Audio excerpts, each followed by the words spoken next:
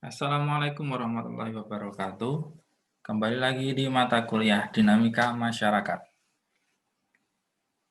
Pada kesempatan kali ini, saya ingin menyampaikan materi terkait dengan kepemimpinan atau leadership.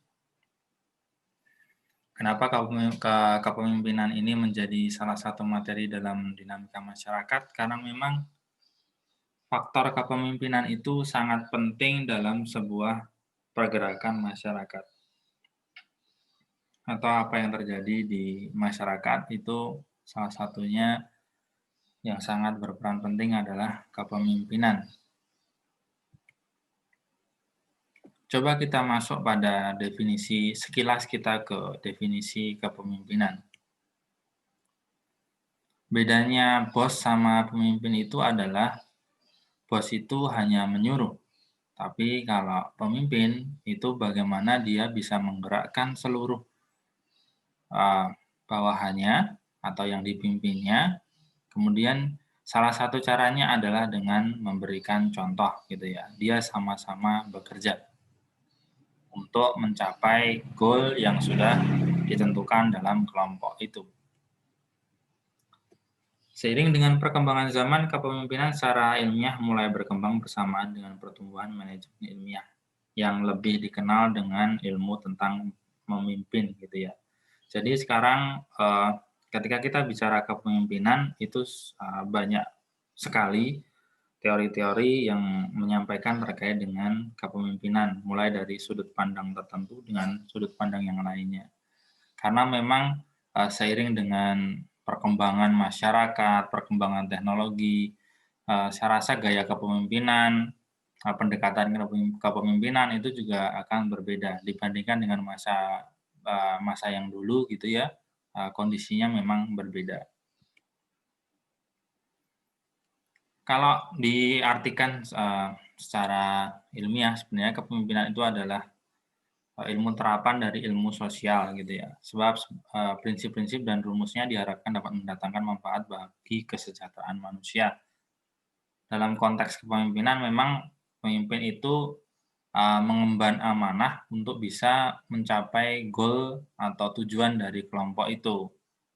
Bagaimana dia bisa menggerakkan kelompoknya, bagaimana dia bisa menggerakkan bawahannya untuk mencapai tujuan yang sudah ditentukan bersama atau untuk kesejahteraan kelompok itu. Sebenarnya memang kalau dari sisi pengertian kepemimpinan itu sangat banyak sekali ya, dari berbagai pakar menyampaikan terkait dengan definisi kepemimpinan.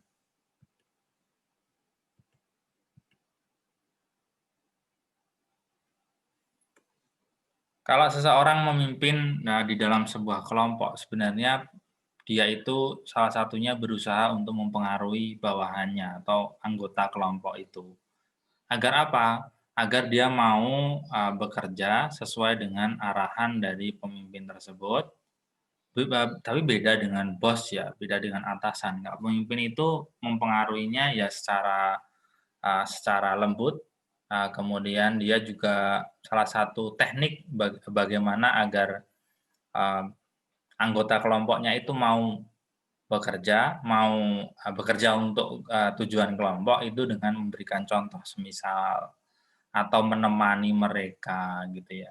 Jadi sisi-sisi, bagaimana mempengaruhi, kelompok tersebut agar mencapai tujuan itu, ada dalam pundak, seorang pemimpin. Memang kalau kita bicara kepemimpinan, di sana ada yang mengatakan bahwasanya, pemimpin itu harus punya keterampilan sebagai seorang pemimpin. Ya itu bisa dikatakan benar karena memang, ketika orang ingin memimpin kalau dia tidak punya keterampilan, bagaimana cara mempengaruhi, anggota kelompoknya, bagaimana, menentukan tujuan yang itu bisa dicapai oleh kelompok tersebut, pastinya, nanti kelompok tersebut tidak akan berkembang. Jadi sisi-sisi keterampilan, human manajemennya gitu ya, human resource manajemennya, kemudian manajemen organisasi, manajemen, waktu, manajemen konflik, itu harus, seorang pemimpin kuasai. Jadi memang berbagai hal yang harus pemimpin kuasai itu cukup banyak. Kalau dari berbagai definisi yang sebelumnya sudah ditampilkan, bisa ditarik kesimpulan bahwasanya kepemimpinan itu merupakan kemampuan yang mempengaruhi orang lain, bawahan atau kelompok, kemampuan mengarahkan tingkah laku bawahan atau kelompok, memiliki kemampuan untuk keahlian khusus dalam bidang yang diinginkan oleh kelompoknya untuk mencapai tujuan organisasi atau kelompok. Jadi memang pemimpin itu harus punya keterampilan bagaimana bisa membawa kelompoknya itu pada tujuan yang sudah ditentukan. Nah, kelompok ini kan pastinya berbeda-beda. Kelompok apa? Semisal kelompok tani. Ya bagaimana kelompok tani itu nanti semisal produksinya meningkat. Bagaimana dengan cara memimpinnya? Semisal pemimpin itu membuat jadwal pemupukan secara bersama, semisal serentak atau penanaman serentak atau model penanaman atau teknik penanaman yang up to date gitu ya, atau pengenalan penggunaan teknologi yang sudah up to date dan sebagainya. Sehingga tujuan kelompok untuk meningkatkan produksi pertanian itu bisa tercapai gitu.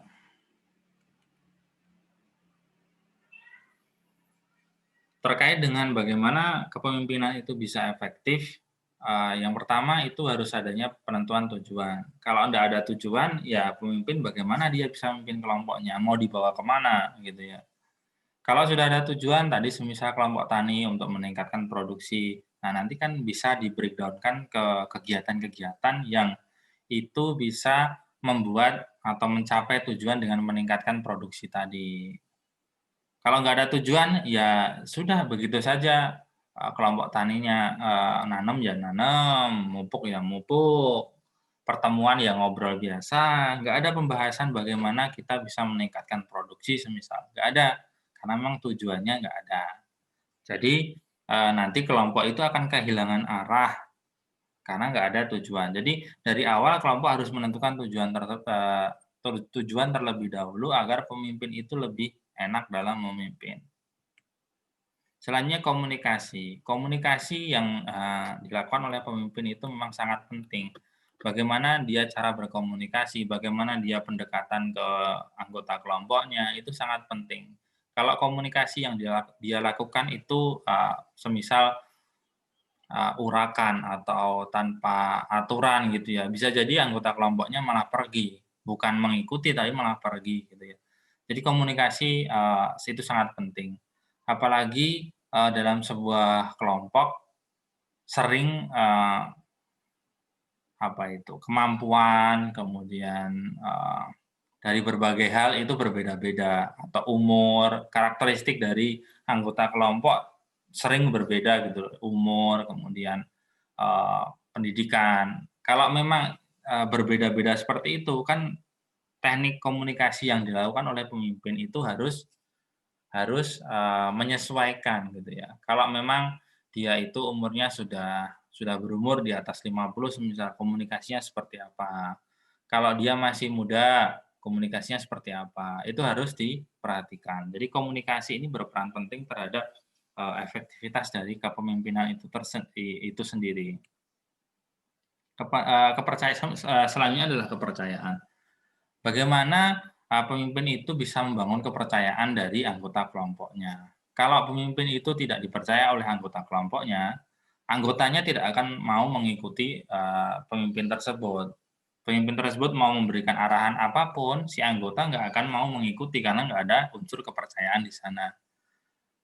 Jadi pertama harus ditentukan goal-nya atau tujuan terlebih dahulu, kemudian, menentukan, komunikasi seperti apa, disesuaikan dengan karakteristik dari anggota kelompok, selanjutnya harus dibangun kepercayaan dari anggota kelompok itu sendiri.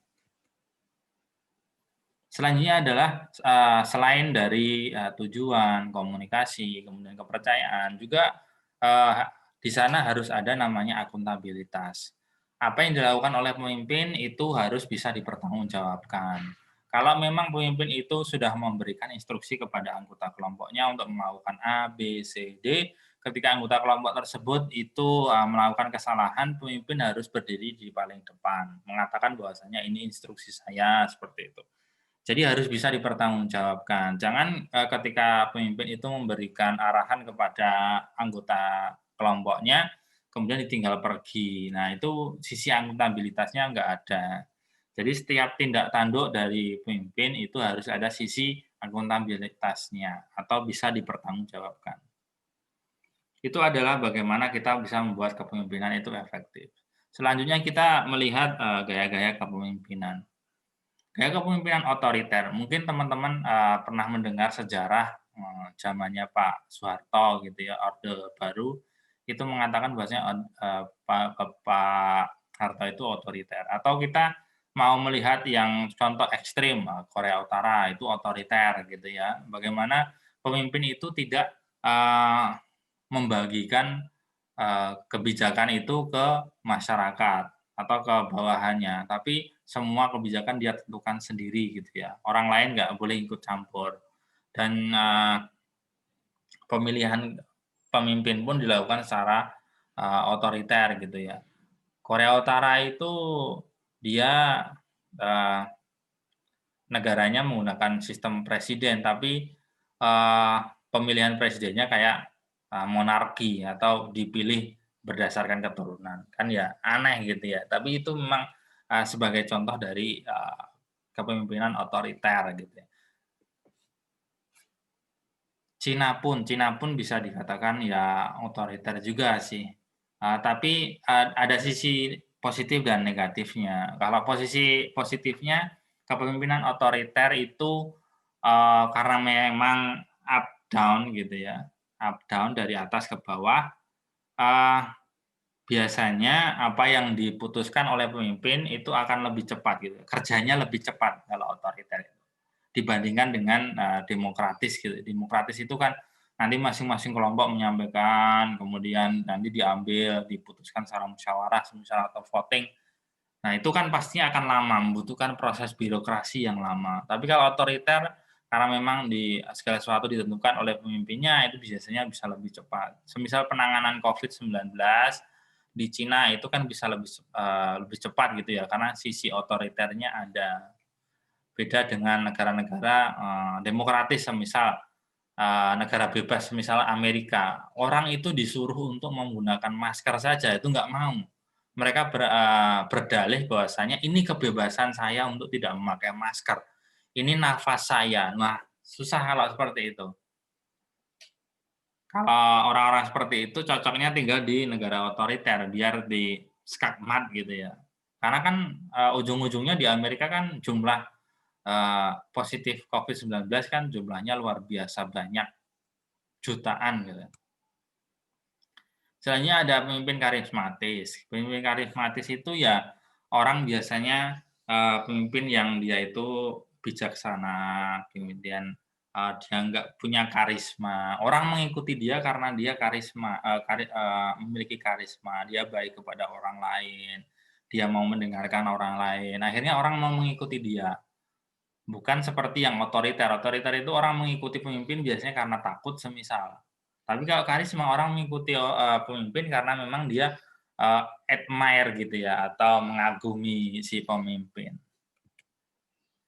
Kayak kepemimpinan demokratis, pemimpin di dalam memilih, dalam menentukan keputusan itu dilempar ke forum, dilempar ke anggota kelompoknya. Bagaimana ini gitu ya. Apakah ini cocok atau enggak, kemudian nanti dilakukan musyawarah dan sebagainya. Itu sisi-sisi, demokratis. Ya ada positif, ada minusnya. Kemudian gaya kepemimpinan diplomatis gitu. Kelebihan gaya kepemimpinan diplomatis ini ada di penempatan perspektifnya. Banyak orang seringkali melihat dari satu sisi, yaitu sisi keuntungan dirinya. Sisanya melihat dari sisi keuntungan lawannya. Hanya pemimpin dengan kepribadian putih ini yang bisa melihat kedua sisi gitu ya. Dia bisa menempatkan antara minus dan positif dari setiap sisi. Gaya kepemimpinan moralis.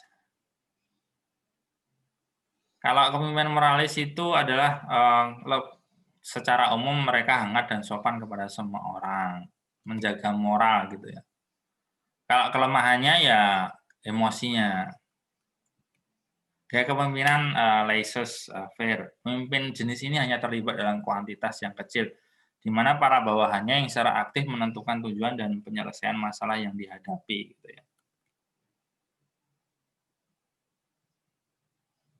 Oke, ini diskusi kasus saya rasa, bisa dilewati.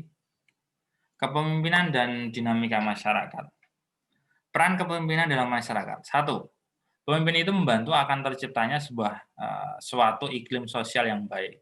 Dengan adanya pemimpin pastinya nanti, masyarakat akan bergerak sesuai dengan, koridornya masing-masing karena ada yang memimpin. Kalau tanpa ada yang memimpin, masyarakat akan bergerak seenaknya sendiri, ke kanan, ke kiri, ke depan, ke belakang gitu. Tapi kalau dengan adanya pemimpin, iklim sosialnya akan lebih baik karena ada orang yang bisa dimintain pertimbangan atau orang yang mengatur banyak hal gitu ya.